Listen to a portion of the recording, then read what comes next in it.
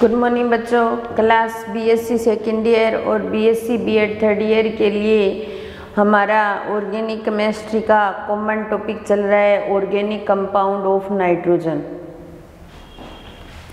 जिसके 11 number part तक हमने कर लिया। आज 12 नंबर पार्ट की बात कर रहे हैं और हमारा टॉपिक चल रहा था एमीन, जिसके अंदर एल्किल एमीन,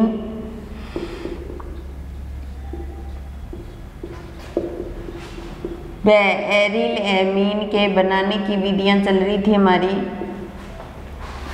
बनाने की विधियां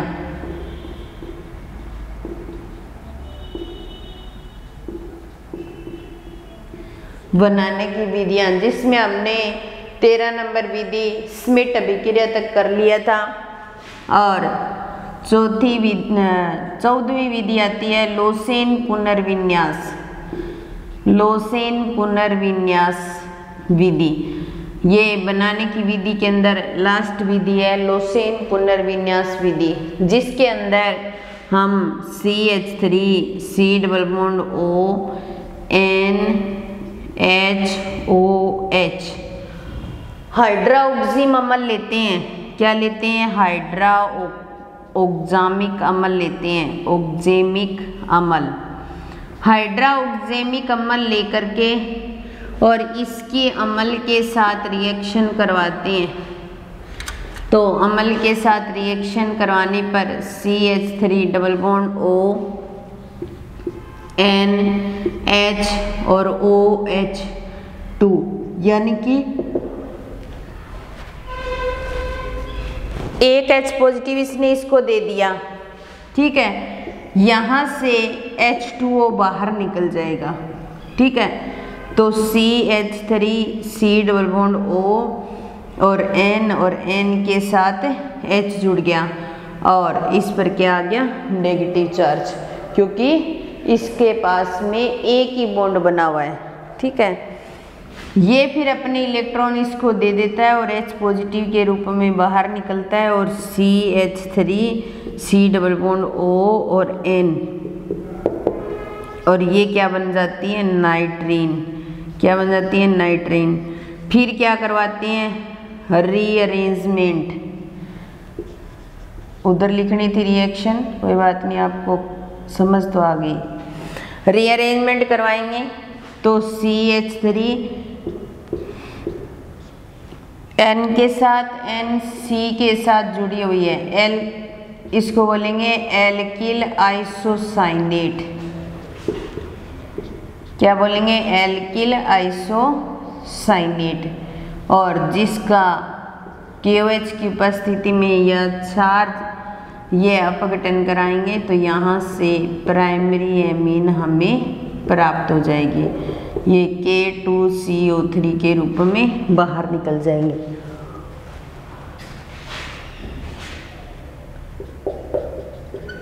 और वाटर का मॉलिक्यूल भी बाहर निकल जाएगा। तो इस तरीके से अपने क्या कर सकते हैं? लोसेन पुनर्विन्यास के द्वारा एमीन बना सकते हैं। तो हाइड्रोक्सिक अम्ल लिया, अम्ल के साथ रिएक्शन करवाई, एक H पॉजिटिव अम्ल ने इसको दे दिया OH2, यहाँ से वाटर का मॉलिक्यूल बाहर निकाला, ये बन गया। फिर उसके बाद में ये अपने इलेक्ट्रॉन यहाँ देकर H पॉजिटिव के रूप में तो नाइट्रीन बनाता है। नाइट्रीन रीअरेंजमेंट करके एल्किल आइसोसाइनेट बनाती है और ये क्या करती है? क्षारीय जल अपघटन करती है और क्षारीय जल अपघटन करके क्या बना देती है? एमीन। तो इस तरीके से हमारी ये बनाने की विधियां तो कंप्लीट होती हैं।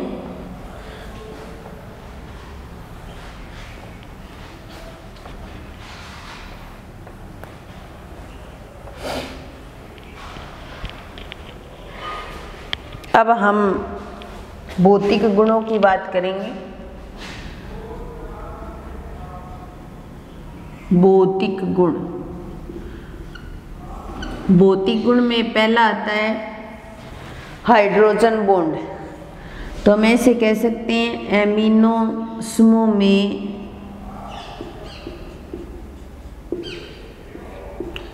एमिनो समूह में हाइड्रोजन बॉन्ड, एमिनो जो समूह है उसके अंदर हाइड्रोजन बॉन्ड पाया जाता है। हाइड्रोजन बॉन्ड की कंडीशन होती है एक हाइड्रोजन दूसरा कोई ऋण विद्युती के मध्य अगर बॉन्डिंग होती है तो वह हाइड्रोजन बॉन्ड को शो करता है। जैसे हमारे पास RNH2 यानी कि प्राइमरी एमीन, दूसरा RRNH ये क्या है सेकेंडरी एमीन, और RRR और ये क्या है टर्सरी एमीन। तो प्राइमरी एमीन के अंदर हाइड्रोजन पाया जा रहा है तो इसमें हाइड्रोजन बॉन्ड बन जाएगा, ठीक है। इसमें हाइड्रोजन पाया जा रहा है तो इसमें हाइड्रोजन बॉन्ड बन जाएगा, ठीक है। लेकिन इसके अंदर कोई हाइड्रोजन नहीं है तो हाइड्रोजन बॉन्ड नहीं बनेगा, हाइड्रोजन बॉन्ड नहीं बनेगा। तो एमिनो समूह में हाइड्रोजन बॉन्ड की अगर बात करते हैं तो हम ऐसा कहते हैं कि प्राइमरी और सेकेंडरी एमीन के अंदर तो हाइड्रोजन प्रेजेंट होता है तो वो हाइड्रोजन बॉन्ड बना सकते हैं आसानी से, लेकिन टर्सरी एमीन के पास में कोई भी हाइड्रोजन नहीं होता तो इसलिए वो हाइड्रोजन बॉन्ड नहीं बनाता। अब हाइड्रोजन बॉन्ड बनाने की जो कंडीशन होती है उससे दो गुण मुख्य रूप से प्रभावित होते हैं। पहला तो होता है गलनांक व क्वथनांक, गलनांक व क्वथनांक। अब देखिए यहाँ पर RNH और ये H है, इधर कोई भी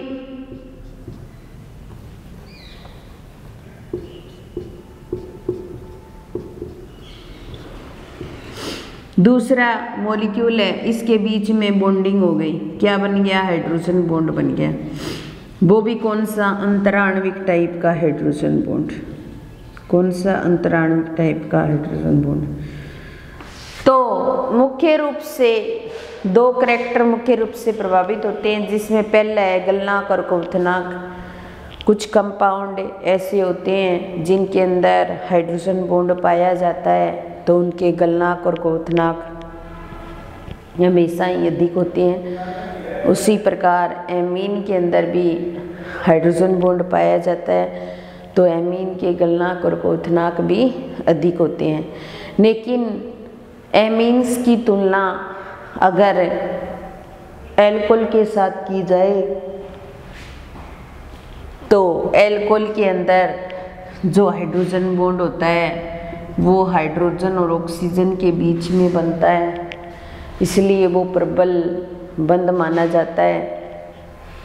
तो उसको तोड़ने के लिए अधिक ऊर्जा की आवश्यकता होती है।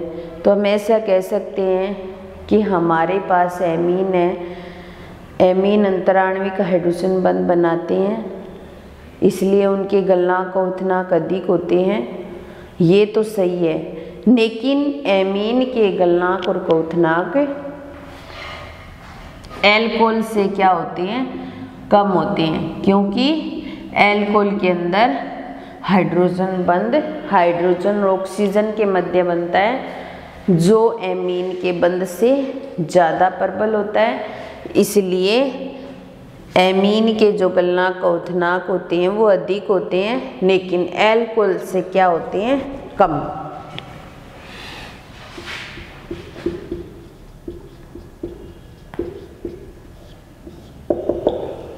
हाइड्रोजन बॉन्ड एक और करैक्टर को भी प्रभावित करता है, विलीयता को, सोल्यूबिलिटी को, कि कोई भी कंपाउंड है उसके पास वो क्या करे वाटर के मॉलिक्यूल के साथ में हाइड्रोजन बॉन्डिंग करता है तो वो वाटर के अंदर विलयशील होता है, इसलिए उसकी विलीयता क्या होती है अधिक होगी, और जो हाइड्रोजन बॉन्डिंग नहीं करेगा उसकी विलीयता क्या होगी कम। तो इस प्रकार एमिनो समूह के अंदर जो हाइड्रोजन बॉन्ड होते हैं वो इनकी प्रवृत्ति को गलनांक क्वथनांक और विलीयता की प्रवृत्ति को प्रभावित करते हैं। जैसे अगला टॉपिक है हमारा एमिनो समूह की क्षारीय प्रकृति। एमिनो समूह की क्षारीय प्रकृति।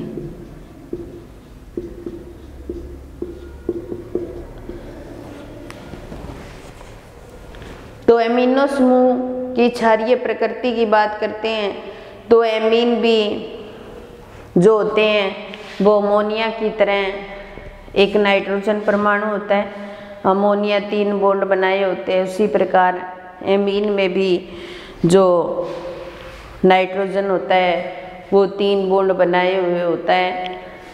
और अगर हम अमोनिया या एमीन के संकरण की बात करें तो sp3 होता है उनका संकरण।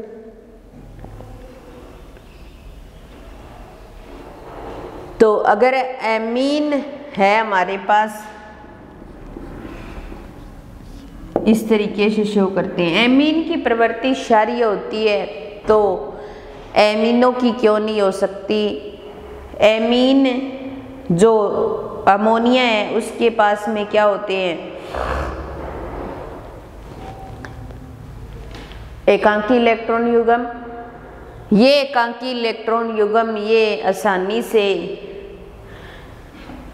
एक प्रोटॉन को ग्रहण कर सकते हैं और एक प्रोटॉन को ग्रहण करेंगे तो इस तरीके से आ जाएंगे, या फिर ये अपने इलेक्ट्रॉन युग्म किसी ग्राही परमाणु को दे देंगे और ग्राही परमाणु को अगर देते हैं तो इसको बोला जाता है उपसहसंयोजक बंध। तो इस तरीके के ऐसे तीर के निशान से शो किया जाता है। तो ये किसी ग्राही परमाणु को देते हैं तो ये उपसहसंयोजक बंध बना सकते हैं। उसी प्रकार अगर हम एमीन का जल अपघटन करवाते हैं, जैसे हमारे पास प्राइमरी एमीन है RNH2 और इसका जल अपघटन करवा रहे हैं तो ये RNH3 पॉजिटिव में टूट जाता है और प्लस OH नेगेटिव में।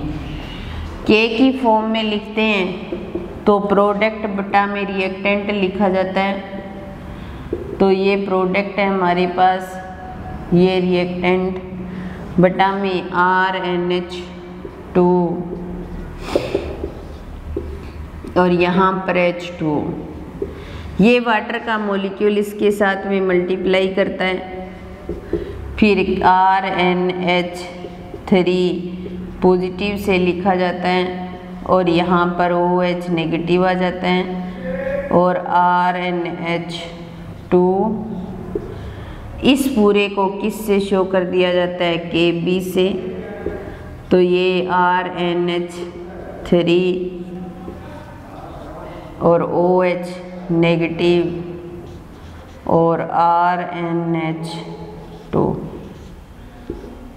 ये बन जाता है। तो इस प्रकार KB जो होता है वो क्षार का वियोजन स्थिरांक माना जाता है। क्षार का वियोजन स्थिरांक KB को एक वियोजन स्थिरांक का दर्जा दे दिया जाता है। अब देखिए KB का मान जितना ज़्यादा होगा उसकी क्षारीय प्रवृत्ति उतनी ही ज़्यादा हो जाएगी। एमीनो की अगर क्षारीय प्रवृत्ति की हम बात करें तो हमारे पास ये एमीन है जैसे, फिर ये एमीन है हमारे पास और ये एमीन है हमारे पास और एक अमोनिया है हमारे पास। तो अमोनिया की तो क्षारीय प्रवृत्ति जितनी है उतनी होगी। अगर इसके साथ कोई इलेक्ट्रॉन देने वाला जुड़ जाए तो इसकी क्षारीय प्रवृत्ति बढ़ सकती है। और इसी प्रकार ये प्राइमरी एमीन जिसमें CH3 ग्रुप जुड़ा हुआ है, जिसका +I इफेक्ट पड़ रहा है और इसका काम होता है इलेक्ट्रॉनों को प्रतिकर्षित करना। तो ये क्या करेगा, इस NH2 को क्या करेगा, इलेक्ट्रॉन देगा और इलेक्ट्रॉन देगा तो उसकी क्षारीय प्रवृत्ति बढ़ जाएगी, क्योंकि वो प्रोटॉन जो एकांकी इलेक्ट्रॉन युग्म है उसको आसानी से किसी को दे सकता है। ये और ज़्यादा प्रवृत्ति बढ़ जाएगी। लेकिन नाइट्रोजन के पास में जो टर्सरी एमीन है उसके अंदर कोई +I इफेक्ट तो बहुत ज़्यादा पड़ रहा है, लेकिन उसके अंदर क्षारीय प्रवृत्ति कम होगी, क्योंकि अमोनिया के तीनों हाइड्रोजन की जगह बहुत बड़े बड़े 3 एल्किल ग्रुप जुड़े हुए हैं और एल्किल ग्रुप जुड़े होने के कारण वो नाइट्रोजन के एकांकी इलेक्ट्रॉन को ग्रहण करने वाला जो परमाणु होगा उसके लिए कोई स्थान नहीं होगा और एक त्रिविमीय बाधा उत्पन्न हो जाएगी। तो इस प्रकार जो सेकेंडरी एमीन जो होता है उसकी क्षारीय प्रवृत्ति सबसे ज़्यादा होती है। तो CH3NH ये सेकेंडरी एमीन, इसकी क्षारीय प्रवृत्ति सबसे ज़्यादा, CH3NH2 की प्रवृत्ति फिर इससे कम, फिर अमोनिया की प्रवृत्ति होती है, ठीक है।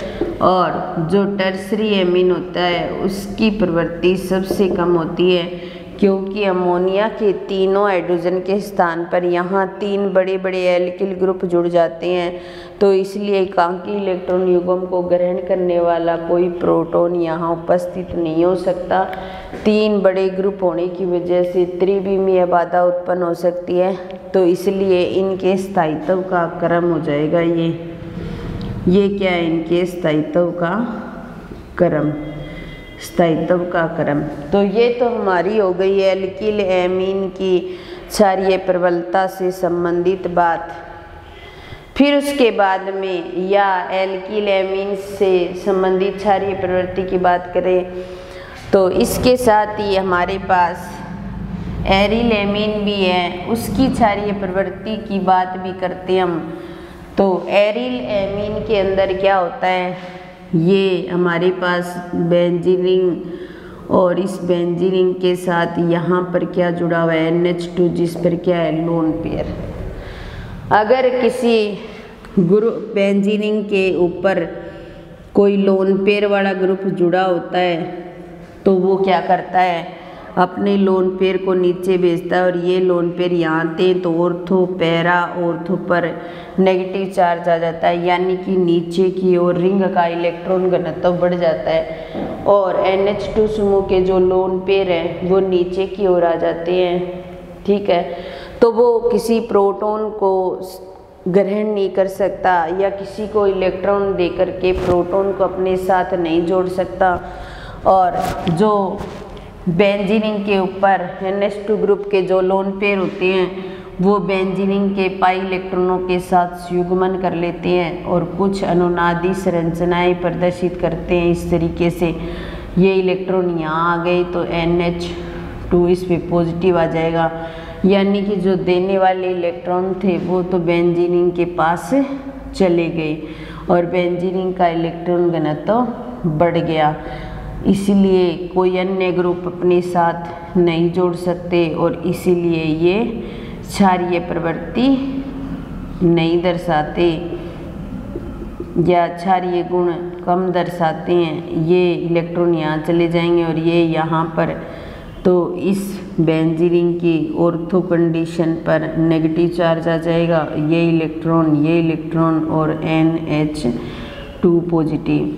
तो नाइट्रोजन के लोन पेयर ऑफ इलेक्ट्रॉनों ने क्या किया, बेंजीन के बाई इलेक्ट्रॉनों के साथ संयुग्मन कर लिया, जिससे कार्बन और नाइट्रोजन के बीच में डबल बॉन्ड आ जाता है और जो लोन पेयर होते हैं वो भी किसी को दे नहीं सकते और नाइट्रोजन के लोन पेयर ऑफ इलेक्ट्रॉन और बेंजीन के पाई इलेक्ट्रॉनों के मध्य संयुग्मन हो जाता है और इसलिए वो अनुनाद शो करते हैं और कुछ अनुनादी संरचनाएं बनाते हैं जो इस प्रकार है। इसमें हमारे पास 4 प्रकार की अनुनादी संरचनाएं बनती है। तो एरिल एमीन एल्किल एमीन की तुलना में कम क्षारीय होते हैं, क्योंकि बेंजीन वलय पर जुड़ा हुआ NH2 समूह जो होता है वो क्या करता है, बेंजीन के साथ अनुनाद प्रदर्शित करता है और जिससे इलेक्ट्रॉन की उपलब्धता होती है वो कम हो जाती है और क्षारकीय व्यवहार कम शो करता है। इसलिए एल्किल एमीन ज़्यादा क्षारीय होता है एरिल एमीन की तुलना में। तो यहाँ पर एक क्वेश्चन इस तरीके से भी बन सकता है कि एमीनों की क्षारीय प्रकृति को समझाइए, और या ऐसे भी पूछा जा सकता है कि एल्किल एमीन एरिल एमीन की तुलना में ज़्यादा, एल्किल एमीन एरिल एमीन की तुलना में ज़्यादा क्षारीय होते हैं, या फिर ऐसे कहा जा सकता है कि एरिल एमीन एल्किल एमीन की तुलना में कम क्षारीय होते हैं, कारण सहित बताइए। इसके साथ ही हमारा ये टॉपिक यहीं समाप्त होता है और आज की क्लास भी हम यहीं समाप्त करते हैं। धन्यवाद।